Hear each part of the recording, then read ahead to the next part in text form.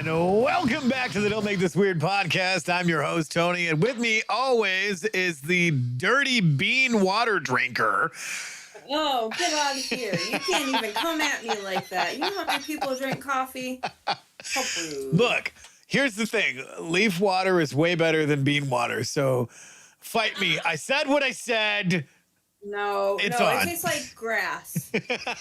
You're drinking the wrong kind of tea. You drink grass in a little pouch. What? And you expect it to taste good. Who drinks grass in a pouch? That's weird. That's what tea is to me. You put it in a bag. Yes. No. You put it in a bag and punch it? Something like that. Yeah. You punch it. I don't know what you're talking about. Missed you, little buddy. It's been a crazy week. How has your week been? My week has been pretty crazy, busy. Started some projects. Missed a couple different shows this week. We had a couple different downtimes, whatever. But I was working the late shifts for a lot of them anyhow, so it kind of worked out. Right. But I did start into a writers club this week, which is pretty cool. I have been working on still, like we talked about last week, working on Reaching Destiny and whatnot. We did not do Rule of Cool this week, so I was a little bit sad-faced on that one, but I completely understood. And other than that, things have been pretty good, just keeping busy with work and working on doing all of the little creative things that my heart desires, making things again, making room for setting up to start creating again. I've realized that I stopped doing that because I wasn't doing farmers markets. So I just quit actually making things, and I don't know why I stopped doing that. So I've just been doing that kind of stuff, doing voice recordings and crazy shit like that. Just making up characters and sending stuff over to you, and just having fun with it. Just trying to keep busy, reading, just, all that good stuff, and work, of course. So. Yeah, see, why you got to use four-letter words like work? Well, because, I do the damn thing. I gotta make that money somehow, right? Yeah, right. So. Buy all that dirty bean water. Coffee's the best. Okay, I have to work for a living because I would not be able to be on one of those sites of fans that we talk about sometimes. It just couldn't happen. So I have to put in 10-hour shifts because this don't work for that kind of thing. Was it that Only Lands or whatever? Something like that. Yeah. So I have to work for a living because, I wasn't blessed with the badonkadonk. It's your turn. How's your week been? Oh my God. The badonkadonk. What kind of crazy shit is that? No, my week's been pretty insane. And yeah, we've missed a couple of our shows as the week has gone on due to, health issues or just life in general, which, we love our people, and we always say, family first, health first, all of that stuff to take care of you so you can be the best version of you today. So I don't want to say we had a down week because we didn't, but we had other things that we had to take care of. And I got to spend some amazing time with my cousin John and his son Junior. In fact, I think they're actually back in San Antonio, Texas. So it was so much fun hanging with those guys. Loud love to each of them. And in fact, because we were all hanging out, he was like, hey, your channel inspires me and I want to get back into it because it was so much fun throwing cards and talking shit. But I think I want to do something with my son. And I'm like, that would be great because your guys' chemistry is absolutely hilarious. So hopefully we'll have some more people coming onto the Strange Friends Media umbrella because we'd love to go through and make this a family event because that's basically what it's becoming. It definitely is, isn't it? Well, yeah. I mean, granted, Dustin's doing his own thing. We love Dustin. Unknown Artist, guys. If you got the chance to check him out, go over and check him out. We love him to pieces. And Heather says he's my cousin, but I stole him first. So yeah, I definitely took him as my cousin, and Uncle Paul is now my Uncle Paul as well. Even though I have an Uncle Paul, but I apparently needed two. Exactly. But yeah, needless to say, it's been a crazy week. Got a bunch of stuff done off camera. And as everybody knows, it's more than just the stuff that you see here on camera and everything that we're doing. But that's loosely been my week in a nutshell. With work and doing all this stuff. Obviously, we're ramping up for the Attitude Crew. We cannot wait to hang out with them again. It's going to be absolutely off the chain this time because now we've had a full year of prep and going. Yeah, there is too many things we have to do when we're all under the same roof.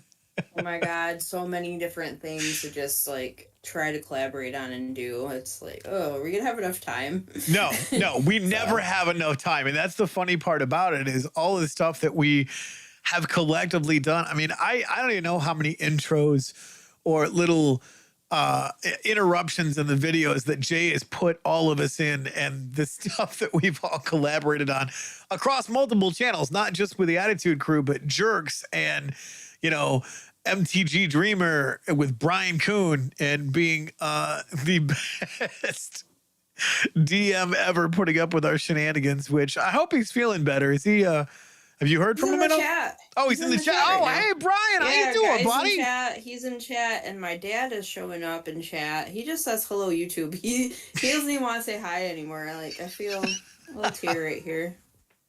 Well, there we go. It's fine. Hope you're feeling better, Brian. Thanks for tuning in and showing support, man.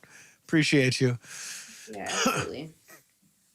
But yeah, that's been my week in a nutshell. Now, guys, just to let you know, I will not be doing Guitar Fridays tomorrow night because instead I will be doing a local open mic night once again over there at H&B. Going to try and get everybody over there because it's becoming quite a cool place to hang out with all the different musicians, and they do karaoke. I ran into Brandon and I was like, hey, so you're going to come out and do some karaoke and maybe pick up an acoustic guitar and jam with us? And he was just like, I don't play guitar, but I can sing. And I was like, that's fine, buddy. Right. So, because apparently he does a pretty wicked version of Johnny Cash. Oh, nice. Oh, yeah. That's awesome. So yeah, cool. That's my week in a nutshell. Obviously, we've got some other cool things coming down the pipe that we're still working on getting out there and all that behind the scenes shit. It's been kind of like I said, an off week of focusing on all this crazy stuff, but still doing things that are directly connected to the channel. Right. Yeah, absolutely. I mean, there's all kinds of moving parts, obviously, different things that we're working on. And, it's always a good thing that we have different fires going at the same time, because for us, I don't know about you, but ADHD has been a bitch this week. It has been rough. Right. Today you guys out? Hey, take it easy. Today was all right, sweetheart. Be safe. Love you. I'm sorry. Can you tell them bye for me too? Yeah, Heather says bye too. Go ahead, Heather. I'm sorry. It's okay. Like I was saying, the ADHD moments have been pretty bad this week. Today I was trying to get some cleaning and stuff done, and I was just kind of all over the place. I was like, oh, I forgot about this. Oh, I got to do this. So were you shoveling snow in a figure eight? No, but I did go outside where my neighbors probably shouldn't have seen me take garbage out. I was clothed. I just had boots on. I mean, I had clothes on also. That sounded really bad. Never mind. Anyway, yeah. ADHD. So you weren't the feral lady on a motorized cart with a garbage can behind you, right? No, I'm not feral yet. I mean, I am feral, but I'm not an old lady yet. I'm kind of a feral, yeah. But yeah, it's been an interesting week with all of that. I was like, man, I really need to get my list and be able to check all these things off and focus. Yeah, that's not going to happen with us. We have too many irons in the fire, and well, the fire is everywhere. Yeah. Oh, yeah, definitely. So that writers group that I was talking about. Yeah, talk about that. Got up. Crystal started one, so I was like, oh, all right, cool. 'Cause she's writing a book as well, and then a couple other ladies wanted to join in, and so she was like, yeah, let's get together at 7:00 in the morning. I was like, 7? Why? But I did it. I got up anyway, and she gave me like 3 different prompts to write something, and I ended up writing a children's story, which kind of blew me away because for a long time my mom was asking me to write a children's story, and I was like, damn, I didn't realize that just having 3 prompts would get me to be able to actually write a whole freaking story. And it was only for like, it was like a 10-minute blip, but it ended up being enough to make a story out of it. So I was like, all right, I'm gonna reread it, go over it, and see, what needs to be changed. Or what I will do is just pass it off to somebody else to read it, so I don't mess with it too much, because I know I'm gonna be like, well, this is garbage. Never mind. I'll find something that I'm not gonna like about it, so I'll probably just have to like pass it off and have somebody else read it so that I can not be judgmental on myself with my writing. So you're yeah, not getting Sam Jackson to do the voiceover. Oh, that would be fantastic. He can be so he can be Newman. Newman is the stuffy to this puppy that I'm writing about.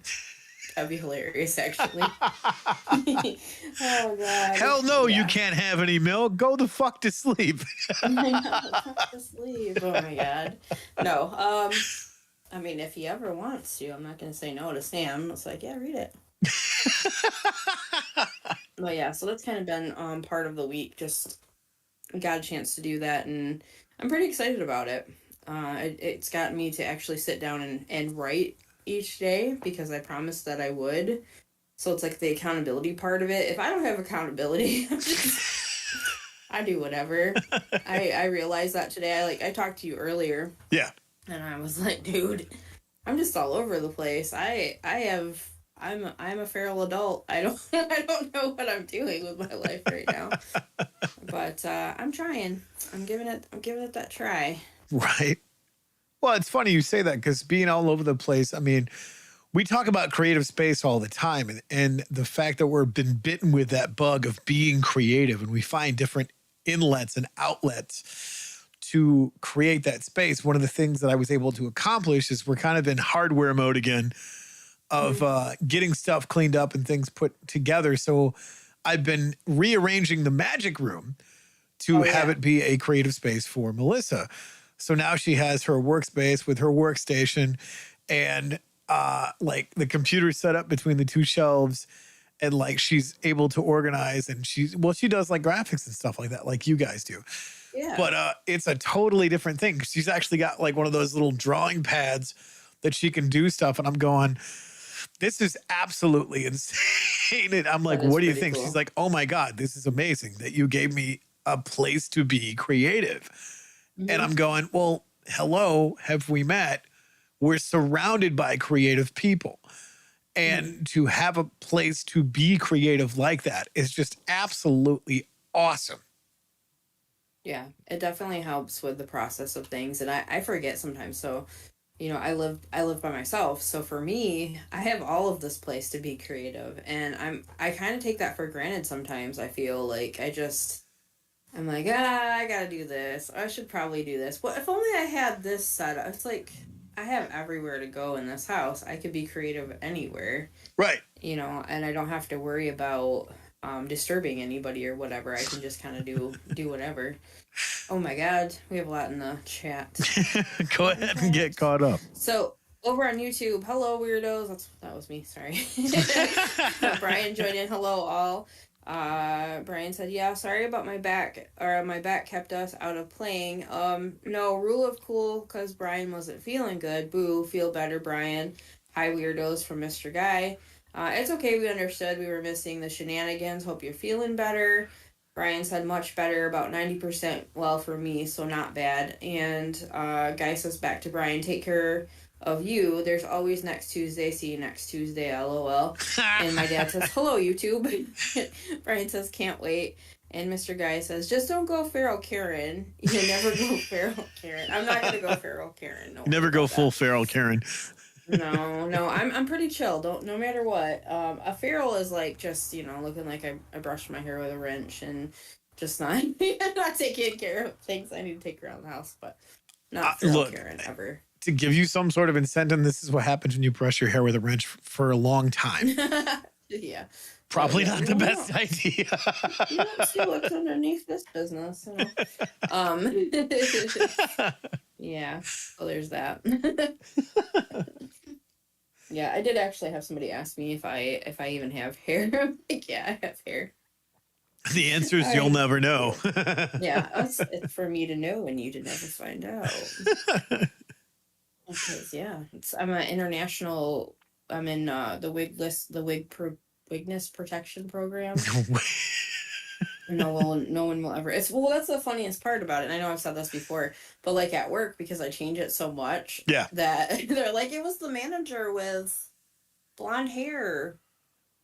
It was the manager with pink hair. I think it was the associate that had purple hair. I mean, to be fair, that those ones could be, pointed out, but yeah, yeah, good stuff. I always make it interesting. Absolutely. But, so yep, International Woman of Mystery, I suppose. International Wig of Mystery. There we go. That's it. That's what it is. Oh my God. Holy crazy. Yeah, so, definitely looking forward though to the next month ahead, not only because I finally get vacation, because I haven't had a vacation since, my God, September maybe? I don't know. But trying to figure out that so I can get stuff together and actually relax. Right. Because I need that. I need that. I feel that. Well, that's the thing is that's you get bit with that spring cleaning bug, like the guest room, if you will, Maddie's old room.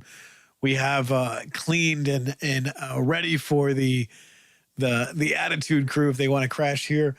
And we're still working on a bunch of other rooms and whatnot, which is absolutely crazy because there's never enough hours in the day to get things done that you need to get done. Like I'm already doing my seed inventory to find out what it is that I need to do for my seeds so I can start growing stuff. Cause it was funny.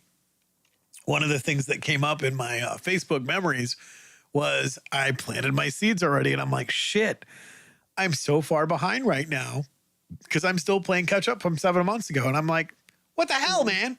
Adult better. Yeah. Well, and that's the funny thing is like I applaud you for actually growing because I've tried. I have 2 blue thumbs, not green, so I just kind of was like, I'll just go to the farmer's market. Supporting local is always key. Best I can do. Or I'll just be like, I'm just gonna go to the Tony market. Little buddy will hook me up with veggies. So yeah, I've tried to grow.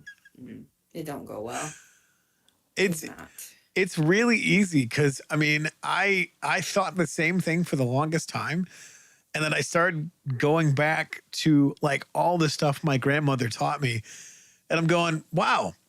So we're just complicated house plants because plants just need clean water, sunshine, and good soil.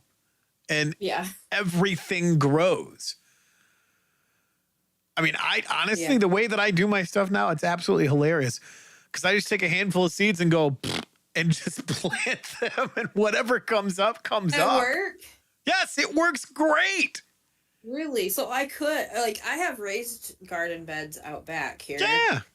And I never actually even looked through them to see what was what. I sent you a picture, but by the time I had got here, I was just like, nah. Here's the secret they don't tell you how to get the seeds to pop up and not have to worry about weeding is you cover that shit in straw and the plants will poke through the straw. Yeah. Maybe I will. I'll be like, Tony, come visit. Let's do my garden. And then I'll be like, Tony, it's time to harvest. What you up to, man? Working on my own shit. Right, exactly. I know. I'm just teasing you. Well, and that's what's funny. It's like my garlic is actually starting to grow, and so are my onions because they can grow and survive through the cold winter months, which I'm so loving because they're actually a cold weather crop. So you can read the one in YouTube because I can't do it. Can't do Mr. it. Guy says, bald one. This is Master Bates. What kind of shampoo do you use? Over. I do Well, that part for you. actually, I save a ton of money on shampoo and conditioner, but I make up for it with razors. Mm-hmm. Yeah, I'm sure. Yeah. I'm sure. I've gotten to that point where I was just like, you know what? Why don't I start over? Let's just like Do close it off. Do it. And I said that. I told my old operations manager, I was like, hey, I think I'm just going to buzz it off. I'm tired of it. I can't stand it anymore.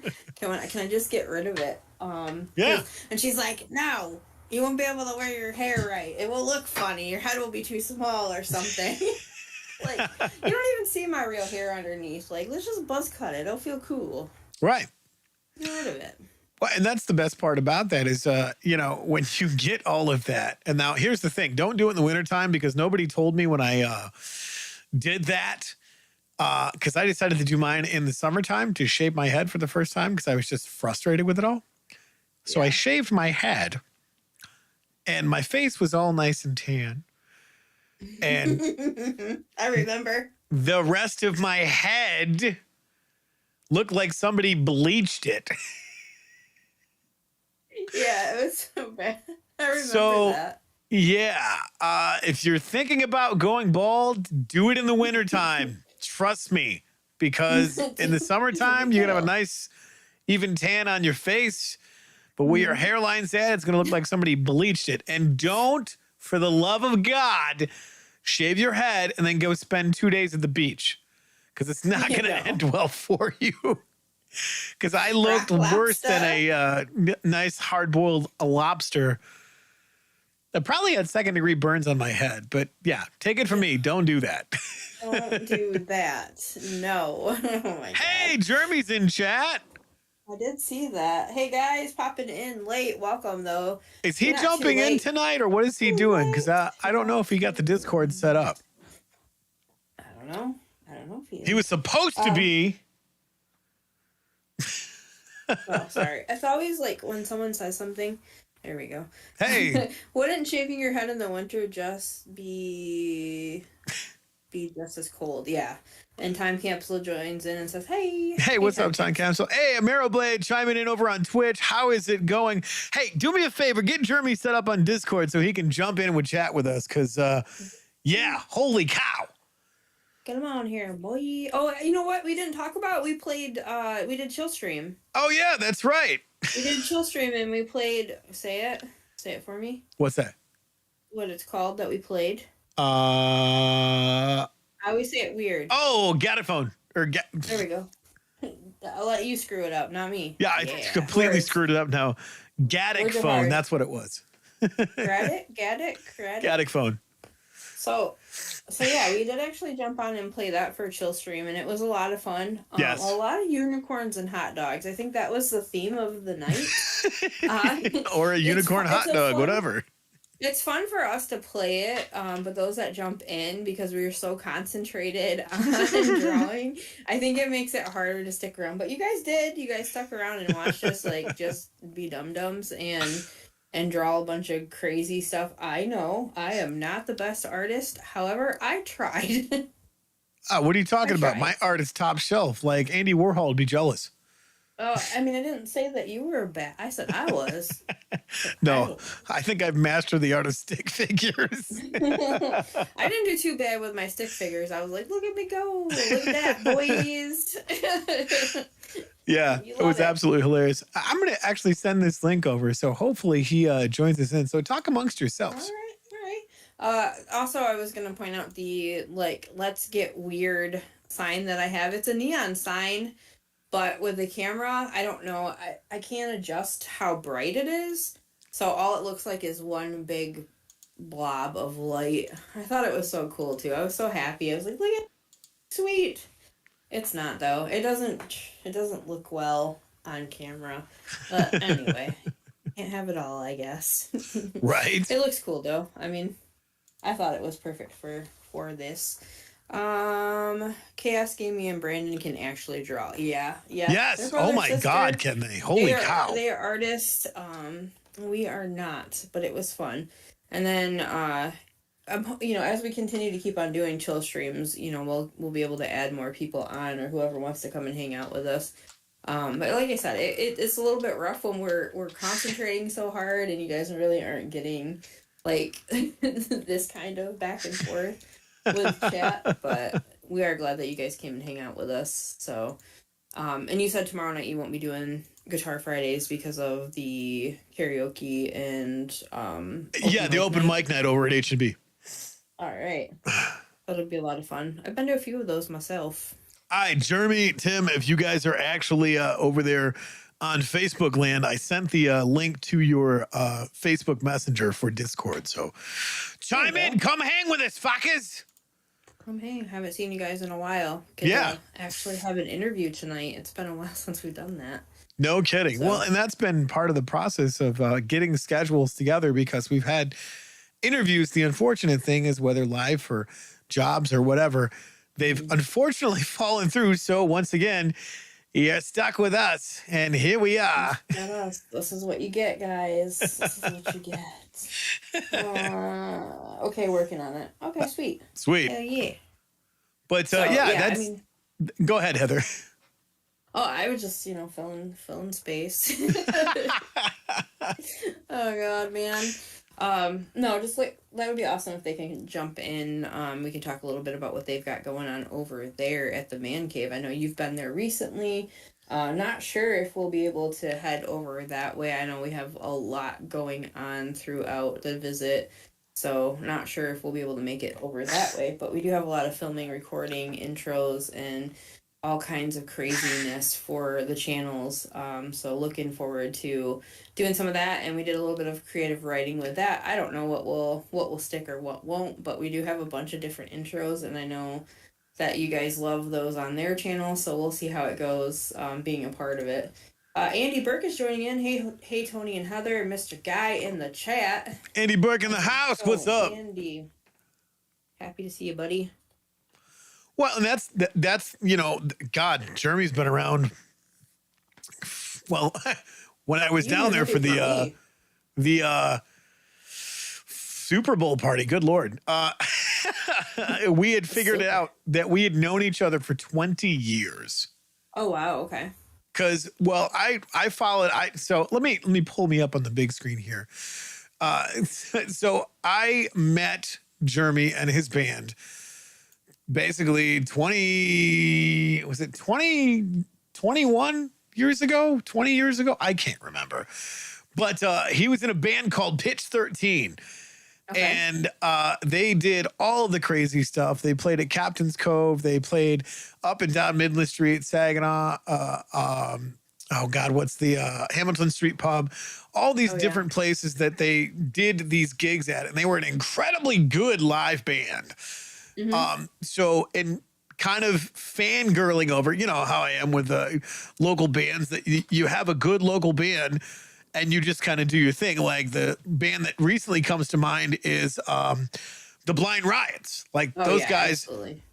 They put on an incredible live show, like acoustic, electric, you name it. You go see them, you're going to see an incredible show. Yeah, absolutely. So that's kind of how I met Jeremy and crew.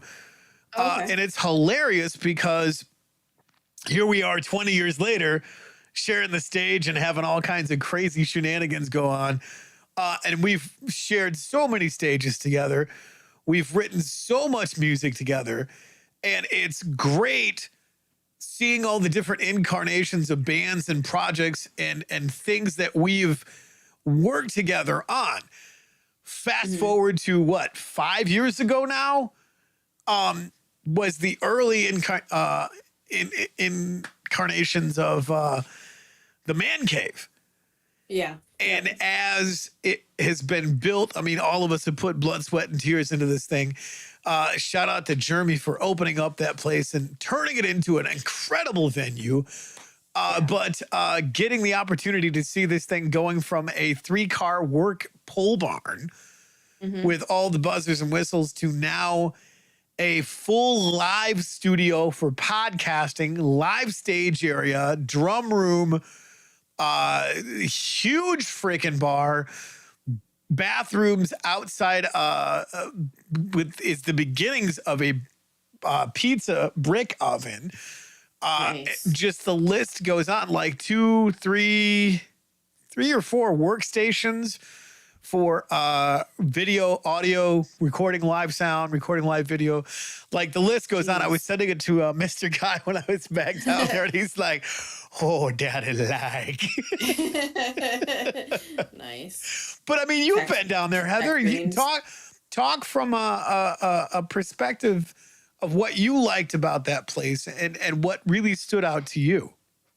Well, I mean, first and foremost, like, even though it's this really, like, big venue that was built, you know, from the ground up from what it was, like you said, the 3-car garage to what it is now, or what it was the last time that I was there, it's interesting to see, because it seems like every time that we would go down there to work on something or go hang out or whatever was going on, that there would be some kind of new addition or, you know, something going on that was built or new, moving and doing different things, cleaning up, getting things ready, whatever. Yeah. It's amazing place. And not only that, you know, Jeremy is an excellent host.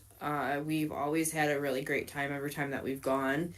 And it's one of those places where you can go and you feel not only just welcome, but you just feel kind of, you know, you feel relaxed. And with me, because it's such a big, wide open space, for the first couple times that I had gone down there, I was like, okay, I need to find my little corner of this place that I can just be. Because there was a lot going on. You know, there's a lot of stuff. And that little bit of me, I was just like, a lot going on here. But, you know, I got used to that, and everybody, you know, just made me feel very welcome as well. And then it was just kind of like after getting up on stage with you guys and actually singing and playing and with everybody, that I finally was like, oh, okay, you know. And there's some videos of that going around too. I don't know who all has those anymore, but that kind of just helped to, you know, bring it down a little bit, you know. Yeah.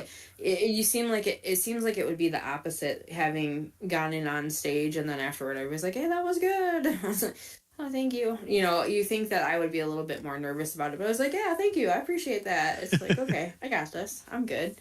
But just the whole thing, it's a good place to be at, you know.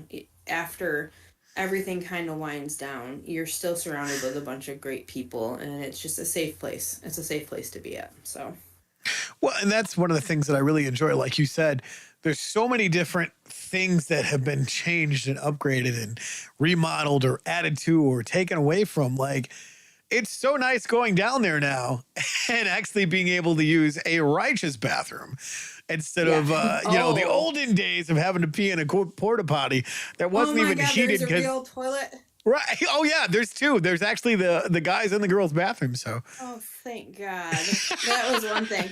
I always went out there and I was like, bum's cold out here, and it's dark and I can't see. There's this little heater, but I'm afraid I'm gonna knock it over. My butt's cold. But yeah, I mean, the venue, the whole entire thing, like watching it, it was funny. I was having a conversation with Jeremy as we're standing on the stage, and I was having this conversation with him. I was like, hey, man, you remember when we were sitting here shooting pool? And I said, I can't wait till we're standing on the stage. And when we have this place where we want it, and looking at each other going, it's time to get to work. Now that we've done all of the work, now it's time to get to work. And it's funny because I said, here we are standing on the stage. And I'm like, look, it's time to get to work. Oh, somebody's chiming in. Who do we have here? Oh, I don't see a picture. No picture. Need a camera, need a video. Need a video. Well, that's happening. I'm going to catch up really quick on YouTube. Yeah, go ahead. Where am I at? Mr. Guy saying hi back to Andy. Andy says, chilling on the couch, waiting for lasagna and garlic bread, Mr. Guy. Nice. That sounds good. Oh, yeah, I got the beer, too. Which Guy says beer is my favorite energy drink. Brandon's chiming in. Hey, Brandon. He says, hey, weirdos. At Brandon, hi. Hi, weirdo. Howdy, Brandon. I got 2 shitters and a pisser. I said, garlic bread. I need some gluten free. What's a pissa? I like it. Is it like a pissa? Wicked Take a pizza. wicked pissa. Hello. Oh, they jumped out. I think that was Jeremy trying to chime in because, you know, him and technology don't he's get in the along. lobby. Tim, help that poor wannabe bald bastard because apparently he has hair now. He does have hair, and I was just like, wait Which a is minute. so weird. Cause like now I'm the what's the word that they use all the time for the stereotypical bald guy or the character bald guy in the movies. Like the token bald guy. The token bald guy. That's what it was. Yes, the token bald guy. So yeah, and it's funny. And I was busting his balls. I'm like, you know, at least I'm not like somebody around here that used to fake represent and now they have hair. Look at that beautiful like head of hair he's got going on, man. I know, and that was the funny part about it. It's he's like, yeah, but you're losing your hair. I still have a full head of hair and I can grow it. And then here's the best part. Like, but why would you shave it? Right? Why would you shave it? And it was funny because he actually introduced me to his hairdressers. Yeah, and I was like, really, dude? He's like, I got all the hair. You do not, bitch. Well, and of course, I use my line. I'm like, hey, what can you do with this? Can you take a little off the top, maybe add some to the bottom? Oh, my goodness. Oh God. So, yeah, but that's the cool part about it is being part of that whole entire thing because we call it our second HQ because we've been down there and we've done a ton of production getting This Is My Brain off the ground and making it a joint effort between Jeremy and I and having multiple conversations about 15 million things and now seeing what it has grown to when it's over on Rumble. And I'm trying to get that set up, but I still don't know how to link the accounts to get everything up and running because, I want to start blowing up Rumble. So those of you that have experience on how to get that to work. That whole sentence just, I want to start blowing up Rumble. Like, don't you do that every day? Well, that's different. There's a rumbly and matumbly, and I need a smackerel of honey. Bad jokes. Yeah. Bad fat jokes. That's right. Say it. Fat. But yeah, it's a really cool experience. And, you know, guys, if, you guys are local and we can all hang out, I'd love to have you guys come down and check that place out. And, hey, hang with us, listen to some live music, have some great company, and, come join the festivities. With us. Or something. Okay. Do I need to jump over to lobby to go bring them in? I have no idea. I'm trying to pull it up right now. I sent the link, so obviously they found how to get in. The watchers, fine. That's what I'm saying. Okay, go back. Back to it. Clicky clicky. Did he say token or Tolkien? Tolkien, bald guy. Tolkien. Yeah. It's the A.B. Tolkien. Right. Tolkien bald guy. Oh, goodness. You're in the wrong one. Go to podcast, man. He was over here, but then I started talking. I was like, I gotta catch up with YouTube peoples. Right. Gotta do the damn thing because they're all talking tonight. Talking bald guy is Smeagol. That fits Tony. Tony's always grabbing onto his guitars and he's like, my precious. That's right. Fucking A, buddy. My precious is. I can't do a Smeagol because I'm not a Smeagol. I may be a little hobbit, but I'm not a Smeagol. I mean, that's fair. Well, I mean, you can see the laundry list of guitars that I have over here behind me. And it's funny because that's not all of them. That's, I have a ton of other ones in the cases and in the other room that I've been working on stuff. And I'm still trying to fix like 4 guitars that I built and put together. And it's funny because I'm getting ready to either one, buy another guitar kit, have somebody else buy another guitar kit so I can build it for them, or work on getting a project guitar from a pawn shop. I would like a guitar kit because I want to paint it either Galaxy or Dragonflies. So you're saying we Or need to order a guitar kit after the show? Ooh. Yeah, because I would like to do that. I want to paint, like, do a Galaxy guitar and Okay. actually, like, take time and do actually paint it. Yeah. But I also could do the spray paint art that I used to do. I was actually talking about that this past week, and I haven't done that in quite a while, but I do miss it. That's actually really cool. I like that idea. So yeah, when we're done with this, we're gonna hop up on the old Googles and I'll pull the website up so you can go through and order it. Because the unfortunate thing is the site that I was getting all my guitars from. And guys, if you ever want to just be a total badass, go to the site, buy a guitar, build it. Every piece that comes with a guitar is there. You can build it, literally plug it in. It even comes with a instrument cable to plug it into an amplifier. And you can build this guitar without painting it or doing whatever. It takes roughly about 3 hours to put it together with all of the components and everything. And you need to know a little bit of light soldering. Aside from that, it's stupid easy to build these things. Can't solder. I don't know how to solder. I don't know. I wouldn't mind. Do they have acoustic bass? They do have basses, well, I mean, here's the thing. Damn it, I can't do that and have us on stream at the same time. Fuck. I'll pull it up when we're done with the show. But bargainmusician.com is where I get my stuff from for my guitar kits. We're not sponsored by them, and the unfortunate thing is that they are going out of business. So once all of their guitars are sold, that's it. No more. Hasta la taco. See you later. So I've been trying to find another guitar company that builds this stuff, but I still want to support these guys while they are in business. So Yeah. guys, go over there. You want to build a guitar, do it. Pull the trigger. Like, these are top quality CNC machined guitar kits. I've built, 10 of them, 11 of them. And you know what? I cannot talk highly enough about these guitar kits. They're amazing, straight out of the box, pure craftsmanship. Like, guys, go support them. Yeah, absolutely. Yeah, we'll definitely talk about it after the show, see what's what. But yeah, I've been talking about getting back into doing my art and everything, and I was like, I don't have any of my spray paints anymore, but I wouldn't be opposed to doing some of that art stuff while, I'm back around or getting back into it. So.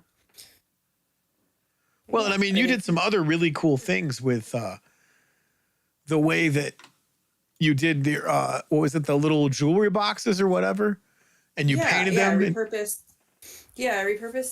jewelry boxes.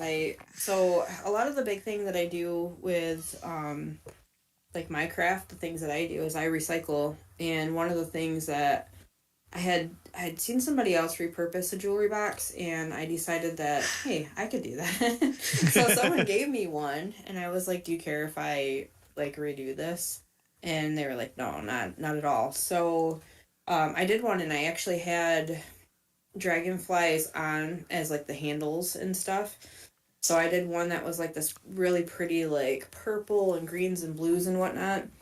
And then I put dragonflies on it and like lace or something behind the glass for the doors and whatnot. And then I did like a Nightmare Before Christmas one. I did a mermaid one, like a whole bunch of different ones. They take a lot of time to actually work on. They take more time than I wanted them to, so that kind of phased out for me because I was like, man, this takes a lot of time. So, I went back to my original of working on circuit boards and eyeglass lenses and keys and old watches and stuff, which I'm actually getting back into doing again because like I said, it's been since October, the prior October, that I really worked on anything. I did one last show, and I think after that I just kind of stopped making things. So I have to get back into it because, it's something that I am passionate about. So that would be cool to actually do a guitar and work with you on that. I said I was going to do that before, but Right. but I am setting up to start working on that stuff again. Plus, I have to make a couple Christmas gifts that are way late. But so yeah, that's part of it. Repurposing and recycling. Well, and that's what's so fun about the guitars that I build is I literally see what components they have that they send with it. Because they literally send everything, the full electronics, the guitar body, the neck, the tuning keys, the whole entire 9 yards. Mm-hmm. Now, here's the funny part about it. I can't leave anything alone. I have to mod it. I have to tweak it. I have to do my own things to it. So a lot of the times what I do is I buy aftermarket parts and then I'll build it that way. And I find it really incredible of how, like, all these guitars over here that I've built. I've got 1, 2, 3 guitars over there that I built. All have their own character to it. And they sound their own unique way. And I've played them on Guitar Friday several different times of all the guitars that I built, except for, you know, a couple of the new ones that I have. Because I still have to go through and fix them and slightly refurbish them because I had to send them into the shop to get them fixed and set up properly. Yeah. Because, you know, when you're building a guitar for 9 months, you're just wanting this thing to be done. You're just like, fuck. And that's what I'm afraid of with wanting to do that is I'm like, okay, what's my ambition? Is this just going to be a hyper-focused thing for a little while? And then I'm going to be like, nah. Maybe not. Because that happens. I'm going to be straightforward with you now that I'm starting to realize, like, damn it. Well, here's the thing. Is if you can paint it, I can finish it. You're on. I will paint it. I guess Andy says Galaxy with Dragonflies sounds way cool, so maybe I will do both of them. Yes. Coach is joining in. Coach is Magic. Can I get some likes from this chat? What's cracking, everybody? And Mr. Guy's throwing the thumbs up. Hell yeah. I say, Coach, hey, friend. And thanks, everyone, for the hearts and the love. We do appreciate that. Absolutely. You guys are the most amazing. I sounded like Irma Thurman there for a minute. Did you get I sent you a little clip earlier. Did you get it? Yeah, that was absolutely hilarious. I sent him the chat. Jeremy, Tim, if you're in there, check your Facebook. I sent the link in there. Go to the podcast one, not lobby.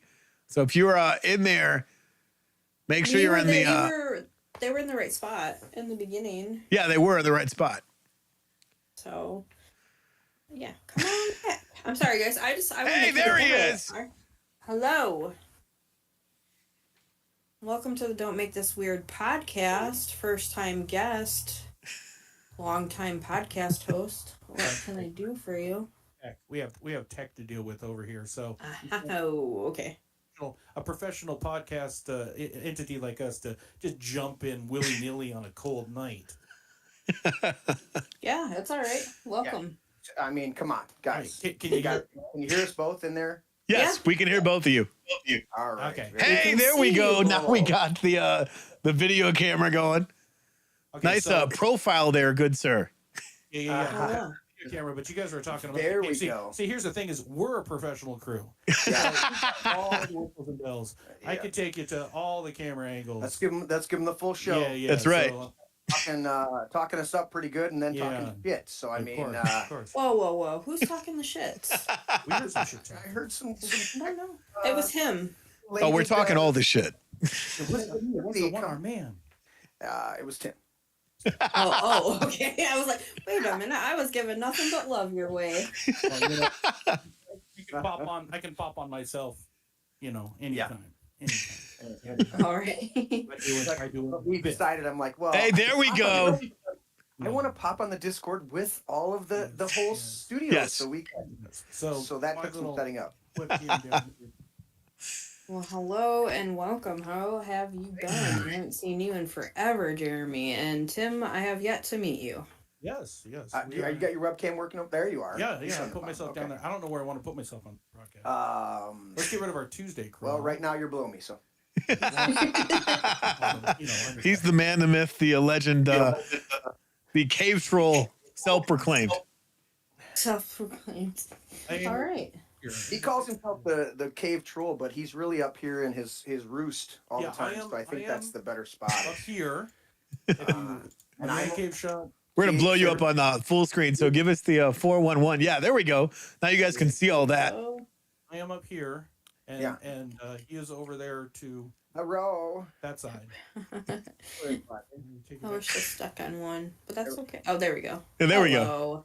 Yeah, you're gonna have to go corner on that one because Yeah, no, I'm gonna have to move me. So, I don't want to I'm move you. Jeremy yeah. from the This Is My Brain podcast. How's that been going? Really good. We're getting a lot of movement. We're starting to build up a good following here. Since I joined politics about a year and a half ago, met a lot of people, and so we went down a pretty heavy duty political road for quite a while. And but there's some things that have transpired that kind of turned my stomach on it, and not there's still tons of great people. Just some of the inner workings of politics went yeah. And so we're still talking about some politics, but I've eased off I've kind of told my team here, that my regular co-hosts, that I'm like, look, we're gonna talk about news, we're gonna talk about things, we're gonna talk about, of course, things happening in the community, but I'm just the whole diving deep into political stuff and only having political guests on the show, whether somebody's political or not. I just want to have a conversation. If you were to go back and look at, now they took my This Is My Brain podcast channel completely away from me for YouTube. Oh, wow. But I still have and the crazy thing is the same videos. I need wine. You keep talking. Yeah, go get wine, Tim. The same videos are on my HFTC TV YouTube channel, and that's still up, even though I got a couple community strikes. And if you were to go to that, you would see the first episode still up there in the profile is Tony and I, the very first episode of This Is My Brain. Him and I sitting down talking about love. And so what I keep telling my crew is like, look, I want the conversation. In fact, that's the 3 C's for the Tuesday night show is conversation, commentary, and a little bit of comedy. I love it. Yeah, so that's my thing. And you guys know I like to talk. So I heard a whole bunch of stuff as we were trying to get the tech up and running here, and I was like, oh, I'm gonna comment on that, and I'm gonna comment on this, and I'm gonna comment on that. Oh, this is good, that's good, that's good. And I forgot it all. I mean, that happens. Are you doing the ADHD thing too? Like, Yeah, oh, I'm gonna get this done. We both were hanging out here. Tim was actually doing a little bit of grout, and I was working outside and ran out of light, and I came in and I said, well, lunch is about worn off. I think I'm gonna cook up a steak. And I said, and we're watching the Red Wings game, and I said, I'm gonna, put you guys on. Don't make this weird in my ear while I'm watching the Red Wings game, and just, kind of sit on the computer and hang out. And then of course, we were both gonna tune in, in our respective little zones. And then of course, Tony said, get on there. And I'm like, damn it, we forgot to set that up. Nothing like a last minute. I missed you guys. And this is great because as well as I do, the hour and 45-minute difference between us can be, there were times that I got out of work. Yeah. Hit the road immediately. Yep. To your place, did the show, and then made it back home by 1, 2 in the morning. Yep. Just came to see you to do the show. Yeah. Just to do that, and we do appreciate you for doing that, coming and hanging out with us.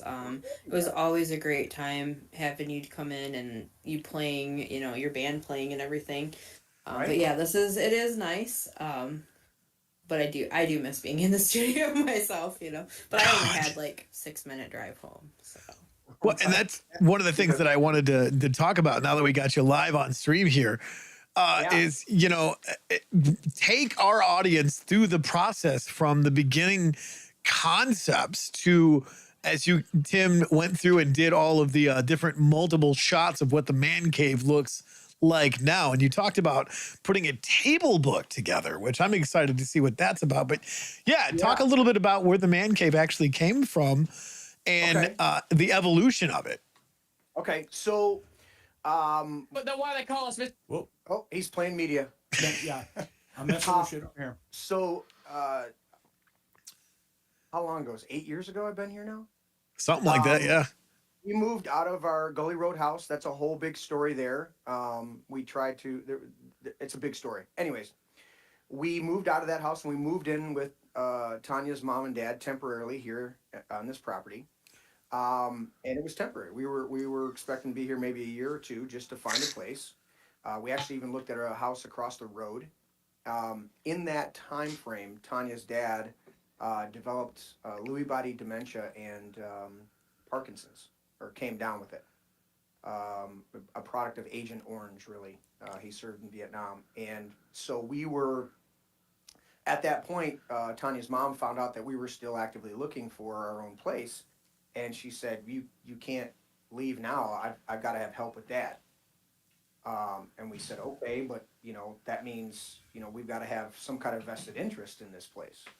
That we're not just here as guests and everything.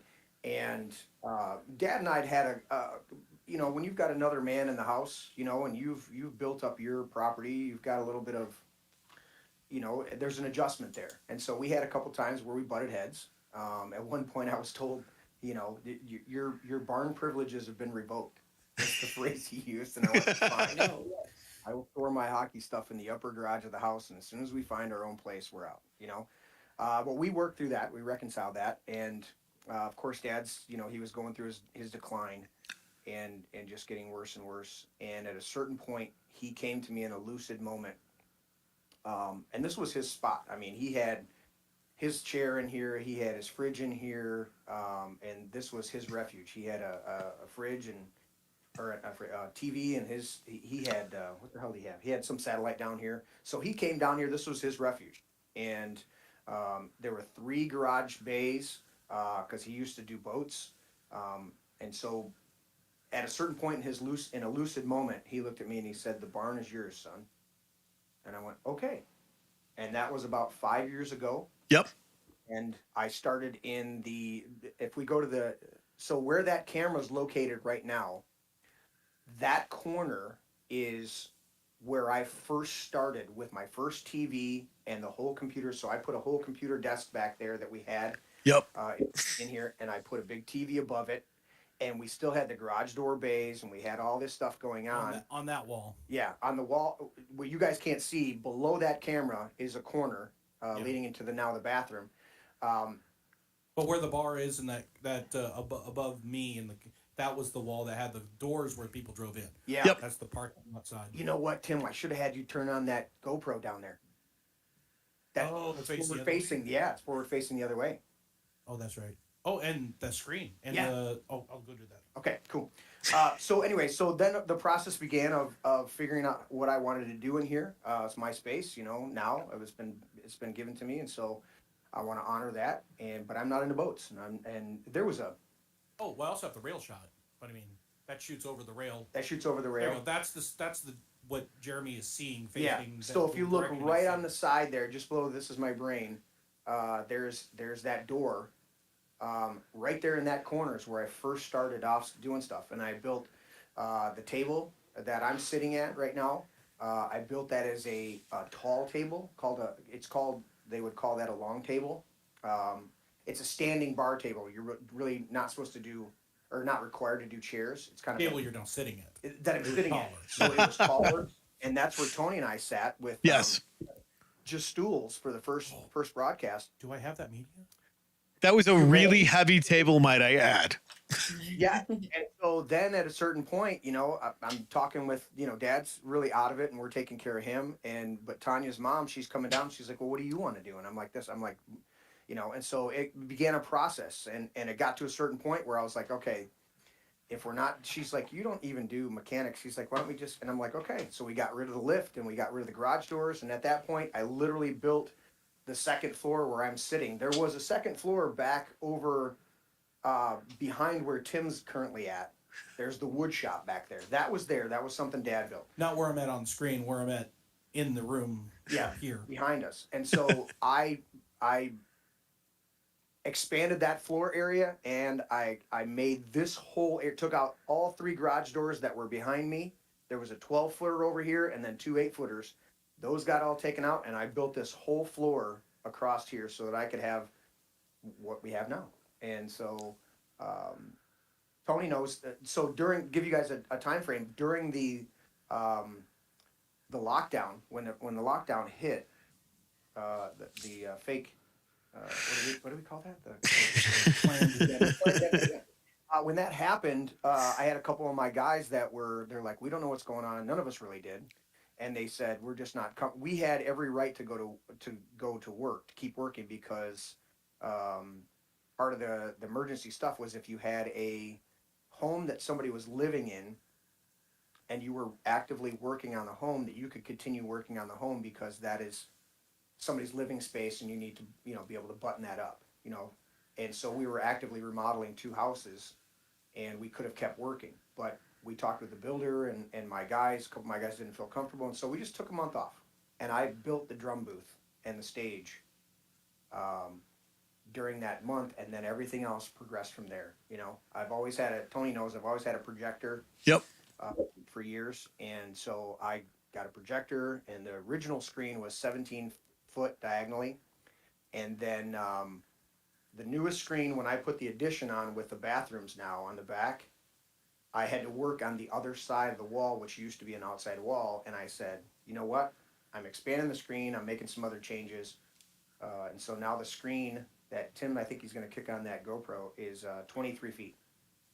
Yeah, it's crazy. He was telling me about that. I was like, oh my God. Well, he'll tell you when he comes back up. I think it was 140 or 148. So his dad and him, go ahead, Tim. Yeah, so I came from Oklahoma, where I met Jeremy down there 7 years ago, and my parents and I were running a little twinner, a little 2-screen movie theater in a town of about 3,000. The large screen sat like 245, 248, something like that. And then the small screen was an intimate, just, 2 rows, 1 aisle down the middle, was 22 feet.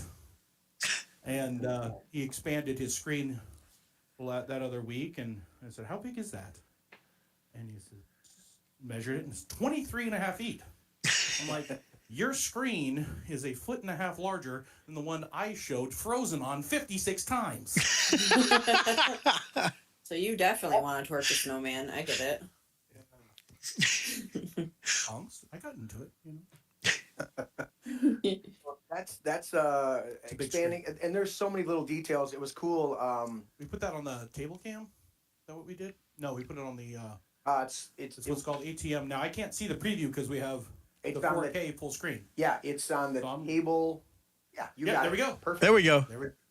Yeah. So Oh my gosh. yeah, there's a look at there. It's huge. Yeah, I'd say. And so we've got the That's bar. an amazing picture on that GoPro. I mean, on well, we're broadcasting. It is GMC and the Red Wings right now, but we just recently set up that shot because before that, Tim was taking the our table cam downstairs for when I was doing church services. This one, that table. And we wanted something to be more permanent, or where we could just turn it on or turn it off. Right. And so we pulled that camera down there. So it looks great. We go back. Probably turn more lights on down there, but. Yeah, anyway, for that. And I keep saying people come in and they're amazed at it, and I think of that, but at the same time, Tony knows me and lived with me years ago. Yeah. That if I can make an improvement in an area or make it better or more functional. What do you mean an improvement? You're working on 4 improvements at the same time, or all the time. Just bored. I will change shit up just because I'm like this is I gotta do this. So yeah. I mean, the stage used to be shorter right here. Is my house up? And so the stage used to be shorter, so we got a bunch more dance room space there. The stage used to go all the way to pretty much where the screen ends, where that door, almost to there. Yeah. And I realized that nobody would stand on that part of the stage because they're covering the screen. Yeah. And if we're doing Super Bowl or something like that, then I'm like, and you know what? We got plenty of room. You guys had plenty of space, didn't you, right. Tom? Yeah, well, and that's the thing that I wanted to talk about is standing on that stage and bring back so many memories because we've shared so many stages over the course of knowing each other. But that moment that we had of, hey, flashback to when this was a 3-car working garage with the lift and all this other stuff. And then coming down there for the Super Bowl party and standing on the stage with you and going, hey, do you remember when I said, I can't wait for us to be standing on the stage, and going, now it's time to get to work. Yeah. Right. Well, and that's exactly it. I'm kind of pushing myself. I mean, parties make me, get me motivated. Yes. But I'm also pushing myself on other areas, because I'm just like, I came down this morning and I'm like, there's a song rolling around in my head, in my heart. And I'm like, I want to write this song. And I even sat on the piano a little bit and was trying to find out the chordings. And I'm thinking about this song, and I'm just like, I've got to finish. I got to finish, some of the actual physical things around here, because it drives me nuts. But yeah, I'm right with you. I'm like, dude, I'm ready to have this studio and everything we're doing here, just go to the next level. And you and I've written some incredible music. Yes. In our times together that we've never been able to bring to completion. And I want that. You even said the one song, we got 3 songs that we wrote the one weekend you came down, right? Yeah. I'm trying to remember the names of them, but that was incredible. And you even said it when you were down here for Super Bowl. You were like, man, I want to, play those for the band, and then let's practice them and re-record them. Yeah. And get it out there. And I'm like, yeah. And there's 30 songs in the computer from just Single Barrel. Yeah. Original. There are. Well, and talk about the set for Super Bowl. Like we've been having conversations outside of that, but talk about that whole experience of coming down for Super Bowl. And I mean, obviously your parties are always amazing, but talk about, Super Bowl specifically. As far as the set list, I mean, we, without Chicago used to be the one that would do our set list in the previous band in 3OF. And so I just kind of left it to him. We would collectively pick songs that the 3 of us liked, between Wojo and Chicago and myself. Yeah. And we had our originals, and we would collaborate on those. And there's still a good 12, 13 originals between me and Chicago. But when it came, what we really focused on Single Barrel, I still don't want to do the set list. I want to be involved in the songs, but there's some things that I'm just like, you know what? Why am I doing this?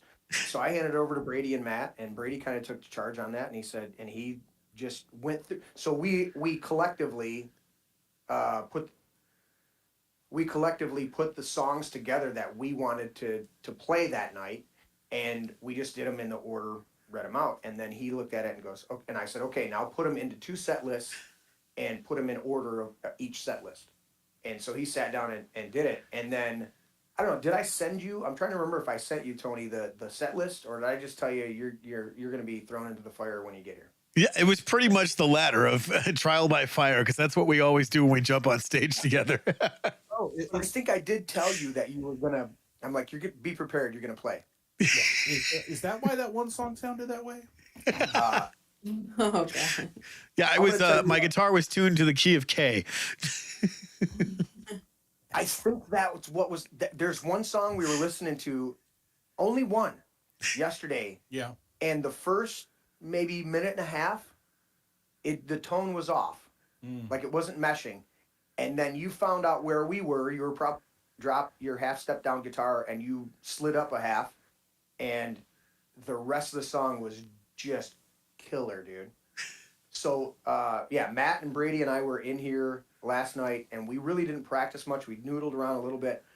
What we did was listen to the show, and I'm telling you what, dude, Brady and I, my hand hurt because we were fist bumping and high fiving. I mean, every 30 seconds we're going, holy shit, dude. I think Matt was even up. Matt ended his drum set, his set that he had on drums was even, he ended You Got Me or All Right Now, or there's a couple of them where he was just a step above. Oh my God. Yeah. And we're just like, Matt, your stuff is so crisp and the recording is so awesome. Yeah. I was like, holy shit. And Brady's just like, telling you what, dude, Tony, fucking awesome, man. He's like, I just love that. I fucking love him. He's like, he's got to be here. He's got to be down here. He's got to be hanging out with us. So I let him know. I let Bradley know, or not Bradley, Tony. You're Bradley. That I would be headed up there to coordinate with you guys a collaborative schedule that might lend itself towards your presence down here a little more often. Oh, by the way, I wanted to know: does our buttons work? What buttons are you trying to push? Oh, the ones of our sound bites.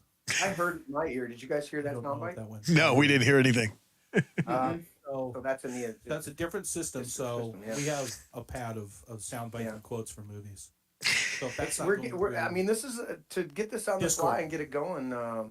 We literally had to almost create his account just to get him on tonight. Just that was the whole. Oh my gosh! Well, we're glad that you did. Times on my phone, I'm logging in, and then all of a sudden I hear my phone going off and my voice on it, and I'm like, "Wait, confirm your. Is that working? Oh, I can do it." Yeah, good. I'm glad you guys were able to jump in with us and hang out. It's like I said, it's been a while since I got to see you, so I'm looking forward to stopping in there sometime and hanging out with all of you as well. Absolutely, Excellent. Absolutely, and it's like I said, I built this place because I want a space that's my own, but the joy of it and the purpose of it is to fellowship with my friends and family. That's what this place is about. So all of everything about it is so that when people come in, they're of course they're wowed or whatever their impression of it is, but my purpose is to create such an inviting space, such a welcoming space, such a comfortable space for myself first and foremost, but then for everybody else, so that it's just you don't have to think about you've been places where you've hung out and you're like, this is like you guys talking about the Porta John earlier, Yeah. I hated that thing with a passion. I'm like, dude, I've got to. I mean, if I started to tell you the amount of money that we've spent on the different, I mean, just the septic system alone is just stupid. Mm-hmm. The amount of money that we had to pay. I haven't bought a car as expensive as his shit pit. Yeah. where his poop goes is more expensive than any car I've ever owned. There's two full-blown tanks that would normally one tank would take care of one house. I have to have two tanks. I have to have this whole engineered system. We had to have an architect that we pay like $5,500 to, let alone the whole septic system.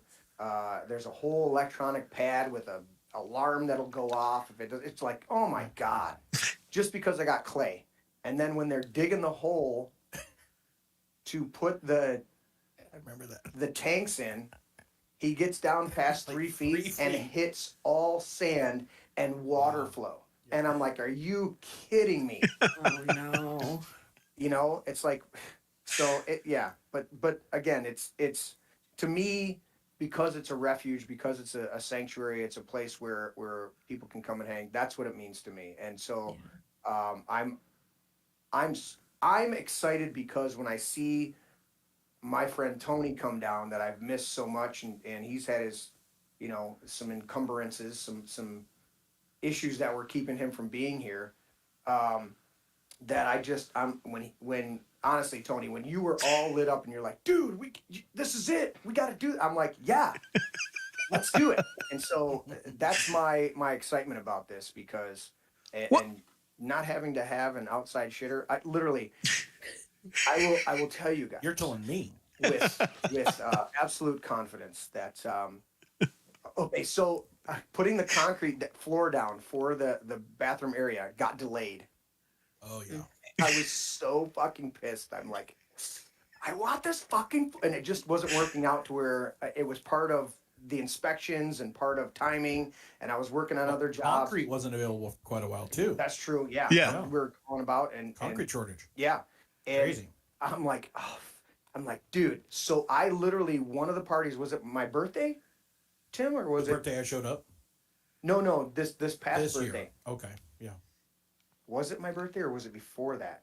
Anyways, one of the parties, I'm like, I am not doing this party without a toilet. So I literally, over the dirt built a temporary plywood floor so that I could put the one toilet That's in. right. And you set the toilet. And I set the toilet That on way, the that's plywood, right. and I was like, Yeah.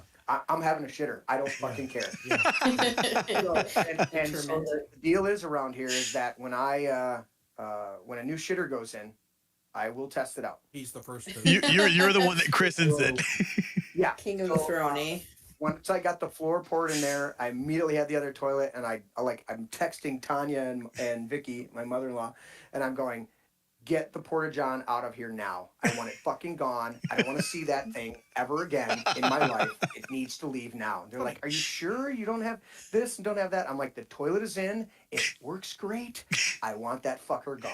What was that guy? I mean, I never got to say goodbye to him. And he came and picked that up. The last time I saw him, they said, it's going to be any time now. Yeah, I don't care. He was like, that's it. It's Got a gone. relationship with the guy. Right. And So then when I put the new toilet in over there, I'm like, all right, that's in. It's all bolted down. The water's running. Let's try this out. When I put the urinal in, pisser for somebody in chat that didn't know what a pisser was. It's I not. had That's two not. regular toilets and a urinal, a pissa. Yeah. It was great. I'm so excited when people walk in. Brady was in here last night and he walked towards the main bathroom. I'm like, are you pissing? He turned around and looked at me like, that's kind of personal. And he goes, yeah. And I go, then use the urinal. He goes, oh, right on, bro. And he walked to the other door. I'm like, this guy's walking and I go, dude, did you use my urinal yet?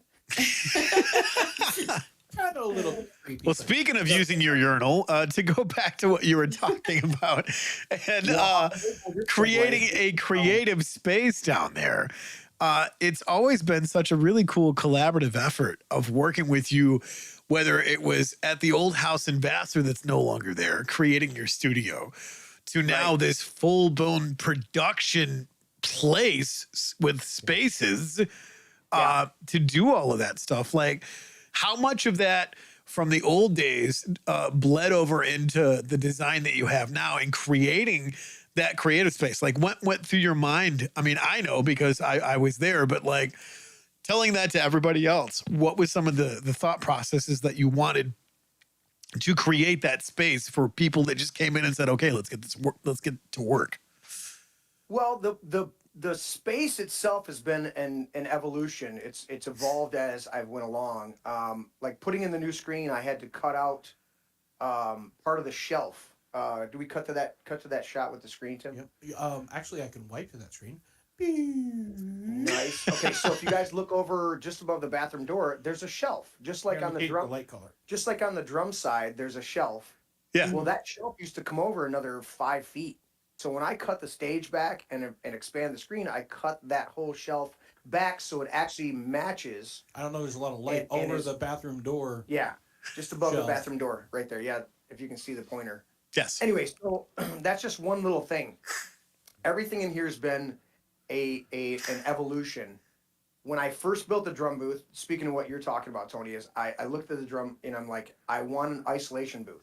Yes. We can literally close the door to the drum booth, if we want to just record drums, but we can pull the drums out, and I've done it before. We did, how many voiceovers have we done in there, Tim? Oh, we did, Hoover, who was running for Senate, we did his wife, we did like 2 or 3 others. Yeah, so we can pull out either the whole kit, or we can pull out just a couple drums, maybe a snare or a couple other things. And throw a blanket over the stuff and a rattle, and it makes an amazing sound. Yeah, stage. so we throw a blanket over whatever's left in there for the drums, and then we can put a blanket all across the front of the drum booth. Big heavy wool horse blanket. Packing blanket. But a nice horse blanket. Yeah, and then you got a microphone, and there's a screen in there that's tied to the computers. Yep, a talk back for us to talk to whoever has an there's in-ear all down that there. stuff. So and then playback. Yep. I wanted a space where we could control that sound and get a dynamic, just on that level. Just so if you look at it all there, all that black area, if you guys can't see it well enough in the camera, all that black area around the drum booth, except for where the one guitar's hanging, all the rest of that stuff is soundproofing foam. Yep. Oh, nice. Soundproofing foam in the drum booth. Yeah. Just as the stuff that's on the wall behind him. Yeah. Yeah. This is not black paint. This is all foam, soundproofing foam. So that's Ziggity zags. So part of that process is learning from what we did in Vassar. learning from a little bit of stuff that we did on Gully Road, our previous house. Yep. I was, you know what? I want a space to where we can control the sound, where we can do that. Even it's been cool because we've been loud in the past as a band jamming on the stage. Yeah. And now my guys are so conscious of their sound because we have a decibel meter on the balcony on the railing that we can all see. And so I watched Tommy where he's playing his guitar for a second and he looks up at the decibel meter and he reaches over to his amp and he turns it down because we know what sound works well in this space. Works well in this space. And so that dynamic is you know, I had a couple people years ago, they came in and they're like, oh, it's too loud in here. And it wasn't, they were just a sensitive, you know. Well, and if you didn't have the surfaces up that kept the sound bouncing around. Right. In fact, when you guys were playing, Tony, and I was like, you know, okay, there's the meter. If you're not hitting 95, 98, 101, you're not trying hard enough. Yeah. It's become a balance where guys are so conscious of not going over a certain decibel level in here that I have to, I think I turned to you guys when you were playing with your band with Gear Key. And I was like, you guys really need to turn up a little bit. Yeah, hit it. You're hitting 85. Yeah. If you're not hitting 95 or 100. Yeah, we got 40 people in here and they're talking over you. Yeah. And it was, I'm like, and the cool thing is 100 decibels in here right now with a band. You can be back by the bar and not really have to raise your voice much to hear each other. Right. And yeah, so little pockets in the balcony where, I mean, it's weird. I'm in the corner up here where, well, your bass resonates through the floor. Sometimes whenever you're practicing. But I like a thump of the bass. You do. I put on some kind of action movie and put earplugs in and then my headphones and turn up my action movie and still can't hear it. So that's just yeah. But you know, to finish up what you asked, Tony. You go back to the two shots, the man cave shot and then the screenshot, Tim. If you look, just for the audience out there that's checking it out, if you look, there are angles everywhere in here. Yes. So on top of the foam, one of the dynamics that I wanted to do was I said I want to, the more angles you have, the more you diffuse the sound. You don't even have any baffles hanging, but you have, you know, ceiling fans and stuff. Yeah, there's only literally one spot directly above the screen in about a 6-foot circle, directly above the screen. If you stand right there in front of the screen, and you, I do a golf ball test. I drop a golf ball on the tiles, and I can hear the echo ping. Right. Pretty much where the top of that red bucket is. It's about it's a little bit more 3 feet towards the table. Yeah. There's a spot, but I have a plan for getting the rest of the sound foam on the ceiling. Well, I've mentioned it once to you, but my brother builds sound treatment panels. Yeah. And so his band, who nationally tours, they played the entire country, East Coast, West Coast, Burning Man, and everything. So when they're on their tour, their bus that they travel in, he's already got, you know, the order in to bring out, you know, 50 panels. He does 400 panel industrial sound treatment jobs all the time. Nice. So come through. He played a show just at the Ohio Minnesota border. I wasn't able to get over to, but yeah, definitely by our family reunion is 4th of July weekend, but maybe shortly thereafter because he'll be in Minnesota hopefully. Mm-hmm. So I mean, one of the things, Tony, that you know I learned hanging out with you and a bunch of the other band members and stuff, but you and I collaborated on a lot of stuff. Was I said, you know, I you and I've had this discussion, and you're like, no, I put a condenser on it, I do this, I do that, because you've done amazing stuff in just your space down there, which is not an expansive space, but you know, you would say, I'm putting a condenser on this, I'm putting a noise gate on it, putting this on. And so I said, okay, how do I, as I'm building this out and making changes and adding things and building this and doing that, how do I create this space, or how do I set up this space so that we eliminate as much noise issues as we can to maximize recording? So, I mean, listen, you know, you've texted me already. You've got to, we're going to have to collaborate on how we dial into the computer up here. Yeah. You've got to hear what we did on Super Bowl, because the clarity, the crispness of all the instruments is I'm blown away. I'm like, that came out of my place. Yeah. Not Yeah. just us musicians. I expect that because you and Tommy and Matt, we're top notch. I give us kudos that holy shit. Because when you step back after you play something and you go, wow, that is awesome. You know, and you're not doing it in front of a bunch of other people. We, in fact, multiple times on the recording, Yeah. you hear us. We get done with the song, and we're fist bumping and high fiving each other on the stage, and we're going. Then I realize I'm like, oh, I gotta address the audience because I'm like, I hope you guys enjoyed that because that was fucking awesome to us. We're like, we would if nobody was here, we'd have been like, oh, it's great, you know. But the fact that other people are here and they're cheering and they're clapping their hands, I'm like, okay, that's a bonus on this. Yeah. So just the musicianship was phenomenal, but then to take it to the next level and realize that the recording of everything Yeah. is just gorgeous. And I'm like, man, right now we could take just a little bit of time, a few hours here and there, and EQ and tweak, which Matt likes to do. Yeah. Yeah. I know you like to get into that too. And I would put our live performance of the majority of those songs up against anybody. They're fucking phenomenal. Is Tim becoming a furry as we're speaking? Not to cut you off, but I do want to address our audience as well because there are a couple questions. Yeah, go ahead. Go ahead, Heather. Michael Bloom is joining in. He said, playing out there was a blast. I had a great time. And he also said, how do you utilize the Voice Live Extreme in your performances? Two main things that I do with the Voice Live. One, one specifically on when we do Rocky Mountain Way. I literally there was a close setting and then I adjusted it. And so when I do Rocky Mountain Way, if you listen to the original song, he's got almost a old school radio microphone sound. It's a little bit, you know what I'm talking about, Tony? Is there a better way to describe it? You're talking like the old tube microphones. Yeah. So it's got that, vaudeville sound, but he's doing it as a rock and roll singing. But either way, so that's one of the settings that I have on that. And I literally just click to that channel.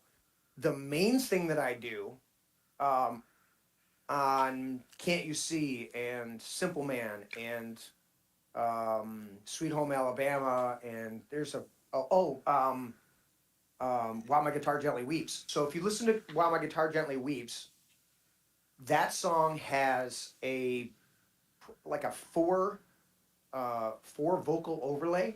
So it's not quite a harmony, it's more of a multiplication of the same voices. It is all the Beatles in there, but the way they layered it, they're not really trying to harmonize. They're singing the same notes with each other. Oh, the Wings score? Nice. But the dynamic is that you have the same voice, but it's multiplied. And so one of the brilliant dynamics of Alice in Chains was they didn't really sing different notes, Lane Staley and Jerry Cantrell. They sang the same notes, but because their voices were so distinct from each other, it brought out this different harmony. It's different than Simon and Garfunkel, where they're singing different notes, right? And that's where their harmony comes in. But if you're singing the same notes, then your voices need to be distinct enough. It's like a choral arrangement. It's like a choir. Yeah. To where their voice either a different octave or well, you can. What I'm saying is different tenor. You can sing in the same octave. Oh, Yeah. sure. With somebody who has a much more distinctive voice. Maybe they're a little bit deeper. They got a bigger nose, or maybe they're more. They got and so you can get these dynamics. It's the timbre of it. Yeah, exactly right. So this timbre, I knew it had something to do with lumber. Yeah, so It's like Hope and I, when we sing, we're on the same, but she's got such a different voice than I do that it meshes. Yeah, absolutely. And that's a dynamic that a lot of people overlook. That is in some of the most badass music that we've grown up listening to. and you don't realize that that's that layering that you're seeing. Just artists that will do 3 and 4 takes of their own voice. I think of Pearl Jam. Oh when yeah, he Eddie would- Vedder. he would do- yeah, he would do multiple takes of his own voice singing the exact same notes, but because there's just enough variation to where you pick up on that. Sometimes subconsciously, you're picking up on that second and third pass of that vocal arrangement, Yep. and it may be the exact same notes and the exact same tenor, exact or timbre, and it may be, but it fits in there. So one of the big things that I use that the helical, fuck is it called? My vocal pedal. I have a harmony button. I have so that gives me a 1 octave above my voice and 1 octave below my voice or whatever I'm singing. And then it also has another button that it's called a doubler. Yep. And so Right. when It sounds like a Chorus different almost. of your. Yeah. It's a chorus. Yeah. Yeah. It's more the different. It's what we call in the industry double tracking. A double track. Yeah. Yeah. And so so that's one of the main things I use it for is just that dynamic of doubling it up. I haven't explored that pedal much beyond that. I know there's some other dynamics of it. It actually, when I first got it, I really liked it, but it threw me off because I didn't realize I ran my bass guitar through it initially. Oh, double bassed yourself. So I had my bass guitar running through it, which you can do. You can do the guitar or bass through that pedal. But it had, I didn't realize the setting was on for, what do you call that one? Modulation. Yeah. So I would sing a note purposely that was the third or the fifth or a seventh in the note, which you'll have to explain that to people, Tony. In the chord, I'm singing a different note than what the chord is, and the pedal thought that I was out of key. Oh, no way. And was modulating my bass note that I was playing. Yeah. And every once in a while, I would play a note, and I would be singing, in a different part of that chord. Yeah. And it would change my voice, and I'm hearing it in my ear, and I'm like, what the hell? Wait, am I one of these modern singers that needs my voice? What do you call it? Auto-tuned. Auto-tuned, yeah. That would never happen. Your voice would never change. Yeah. We represent the lollipop guild. The lollipop guild. All right. So we have too much fun here. But so that was a couple things. The learning curve on that pedal was that it had the auto tune as a default thing, and if you play your instrument through it, it will. All of a sudden, I'm hearing my voice incorrectly in my ear, and I'm like, "Did I just sing that?" And Tony knows God has blessed me with a pretty good ear for matching vocally matching whatever I'm singing to. And Yes. looking for match pitch. and looking for those pockets within the song that are, like I said, the third, the fifth, seventh, wherever it is, it's in the key, but it's, I like to explore those places. That was what was awesome about being in pitch 13, because Yes.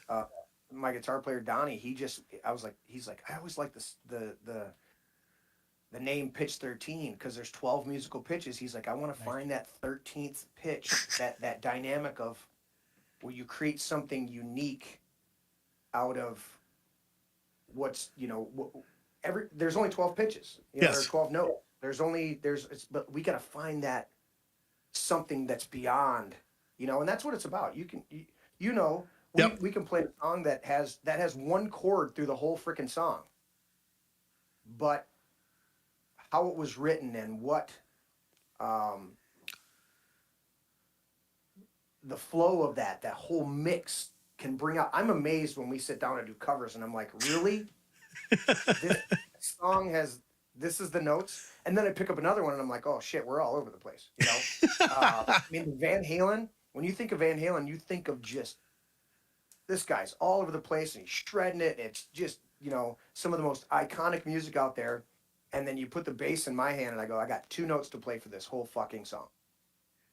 But that was the magic of Van Halen. Michael Anthony, Yeah. he had to keep things simple because when you look at his parts that he was singing vocally, holy cow.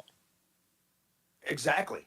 And so it's an interesting dynamic. So when I do my pedal, I use it for doubling up on songs that have big choral arrangements in the choruses and stuff like that. Yeah.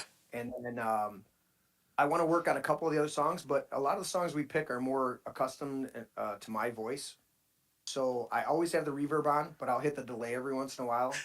And the cool thing about that pedal is you've got a hit button. Yeah. And so you can program the hit button to have 3 or 4 other buttons activate when you hit that one hit button. Yeah. And so it's a really cool pedal. I really like it. And then when I stopped running the guitar or bass through it, because I put the I got the what are those pedals, Tony? Which the ones through Tech 21. Yeah, Tech 21. So I've got a Tech 21 bass pedal which has my tuner on it. Yeah. And we got a Tech 21 guitar pedal, which I run The acoustic rig on. Yeah. So it's pretty sweet. Did I do the acoustic? We didn't play that last night in the recap. There's the goal. Not to draw this to a close, but we are well past time that we're normally live. And I want to do some chatting after the fact. But where can they go through and find your stuff? Like give a shout out to where they can find everything that you're doing with This Is My Brain and any of the other shows that you're working on. Give us a couple seconds because you're running ads right now. So I don't know if you are aware when you run ads on your Twitch stream. So I want your, because if you're not subscribed to Tony and This Is Right, you will miss this information if you're in the middle of an ad break. Oh, is that what's going on in Twitch? Is they're doing an ad break? You're doing an ad break. I don't know if you're aware. When are you able to monitor your ad break? Yeah, if I was able to pull the window up while we were live, yeah. Sure. Well, I have you over here on this side. You're in the middle of an ad break right now. But no, I rolled back the Wings game so he could see the goal that just happened. Nice. The tie goal that brought it up there. Nice. Nice. But Always looking out for me. as soon as your ad break ends, we actually do have we have the Twitch overlay. I pop up if you had a full screen. There we go. Twitch.tv/This Is My Brain podcast. To actually get a hold of any of us on the show, we actually have an Outlook email. This is my brain at Outlook. This is my brain host at Outlook.com. Yep. But yeah, then you can find us on the Rumble. Of course, you go to Rumble and search anything. Rumble's our go-to uncensored. Yes. You're not killing puppies and Right. Masturbating Free on speech. there. Free speech is still alive. Yep. Hey, don't kick the baby. Yeah, I know. No kicking babies. Rumble.com/This Is My Brain, or actually just search for This Is My Brain in the podcast section of Rumble. Yep. Nice. That's good. Literally, if you type in rumble.com/This Is My Brain, Yes. immediately pop up. Yes, that's right. We did pick that up, didn't Yep. we? Yep. Immediately pop up. Perfect. Sweet. So those are the biggest one, and I will help you definitely with the Rumble, Tony. It's with doing it the way you're doing it. I'll show you how it is. It'll take you, once you get the pattern of it, it'll take you about 3 minutes. Right. You just have to do a custom URL and drag it. Why are we going to that? We just switch. Because I love to play our stinger. That's Oh, yeah. This is my brain. If you guys heard that stinger, did they hear I this? wanted to know if they did. Did you hear the stinger? Any audio? Yeah, just like, this is my brain. That was it. Yeah. Oh, you did hear the. Okay, play it. Can you do it one more time? Yeah. So the question is, why didn't you hear the buttons? I wonder if that's. Well, I can't. This is my brain. There it is. okay. Interesting. For those of you in your audience, and then I'll let you guys, because I know you're running as show. That's happens. We go 3.5, 4 hours. Yeah, we all the just time. I drink and we talk. Anyways, that stinger right there Yeah. features one Mr. Tony Bradley on guitar. He's the one doing that guitar. He is the guitarist on that stinger, Gotta get the volume. and the drummer happens to be my oldest son, Al Gibbs. And they just came in one day. I think like when I first got. Yeah. This Yeah, is it's my not brain. coming through. Yeah, I just fixed it. Let me play it one more time. Did- Just not is to be it come- redundant. How about now? Oh, play, you bastard. You guys aren't hearing the music? No music, just this is my brain. That's it. Nope, This is nothing. Same Ah, track. Why is that? Why is That's that? weird. Because we're hearing it's all one track. It's all one track. No you're hearing this- idea. Maybe it's the compression coming through and it's squashing it. Maybe.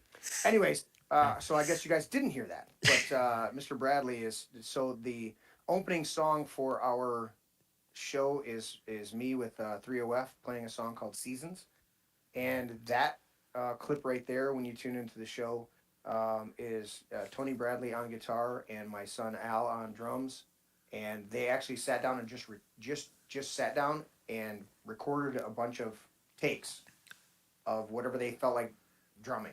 I'm like, just drum for a minute, give me a roll, give me this, give me that. All right, Tony, give me this guitar, give me that guitar. And I took that and cut it all up. And at the end of our show, there's a whole vocal overlay of a ton of people, my grandkids, my mom, my wife, just Tony, of course. It doing all of these vocal. Can I have that? Can I have that with bacon? I want some eggs. All sorts of stuff. And I mixed that all together with Al's drums and Tony's guitar, and did this whole kick-ass outro. Close. I gotta close. Sorry, outro's not a word. No. All right, I'll shut up, guys. It's been a pleasure to be on it. Appreciate you forcing me to clock in and go to work and decide that I needed to figure out how to get him into your Discord. Shit, for now, the moment. now I'm gonna go cook that steak I threw on the counter. There you go. Well, we appreciate you guys taking the time to come hang out with us. And who knows, maybe we'll have to get a full show with you on here talking about the stuff that you guys do down there and some of the shows that you're doing. Because while we were down there, we were talking about doing some collab stuff together with not just This Is My Brain, but the whole entire, was it Heartland Fellowship? Tim, help me out with that. What was it? The Fellowship, as we like to call it, being Lord of the Rings fans. Yes. The Heartland Fellowship Media Group will be kind of like Strange Friends production. Your group of all of the different collaborative people but yeah, if you wanted to be part of the fellowship, the entity itself as an umbrella houses Heartland Fellowship Media Productions, which is me technically, and then we produce, of course, This Is My Brain as a show, and then about 7 other shows are coming down the pike. For you, Man Cave Music Mondays would be definitely an interview show where we'll have you ripping it out a couple songs and talking music with the guys. So Man Cave Music Mondays, but there's other shows, as well as there is various documentary productions that we need to talk about doing as well. Full on, telling people's stories. Absolutely, man. Looking forward to that whole entire thing. So yeah, if you guys are on any of the socials, hit them up on Twitch, hit them up on Rumble. Are you guys on Facebook? Yes. Yeah. What is your Facebook, Jeremy? It's actually This Is My Brain. We have a whole This Is My Brain Facebook page. This is my brain. Page. At some point, we might do a group that we have to let people into, but that's just a page. Yeah. And we're on X. We're on Locals. Twitch, Locals. Yep. And, Nice. Locals and Rumble is kind of tied together. Locals is kind of Rumble's answer to Discord. Discord, basically. Oh, okay. Nice. Yes. Well, we're definitely looking at so many other collaborations coming to the pipe. You guys hang tight real quick. We're going to go through and do our sign off, and we'll chat a little bit more after the show. But thank you guys so much. We definitely got to get you on for a full show. Heather, anything you want to add before we sign off? Just saying thank you guys for jumping in on short notice, hanging out with us, talking to us about what you got going on down there. We've talked about the other HQ, the Man Cave, all of that stuff. We talked about you guys here on the podcast as well. So it's good that you're here hanging out with us tonight. We look forward to doing more shows with you and hanging out, just making it back down that way so I can see all of you as well. And I just want to say a shout out to all of you hanging out here. You guys keeping the chat going tonight and always tuning in, hanging out with us. We do absolutely love you guys. But I do want to say, Tony, do you have anything before I go? Guys, if you stayed around this long, hit that like and subscribe button. We love you for showing up and hanging out with us and sharing the shenanigans with us, because you never know who's going to pop on stream with us. That's true. You never know. I mean, it could be just a spicy bag of mix. You never know what's happening. So we do thank you for hanging out with us. Love you guys. And remember, keep it weird.